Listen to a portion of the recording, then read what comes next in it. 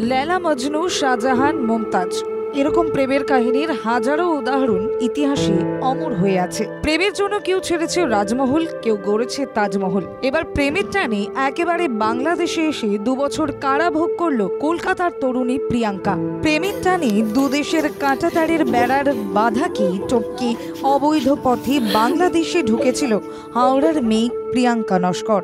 এরপর সীমান্তে বিজিবি তাকে আটক করে, ঠাঁই হয় কারাগারে। কারাভোগ শেষে নদিয়ার কৃষ্ণগঞ্জের চেকপোস্টে সীমান্ত দিয়ে এপারে ফেরত আসেন তিনি।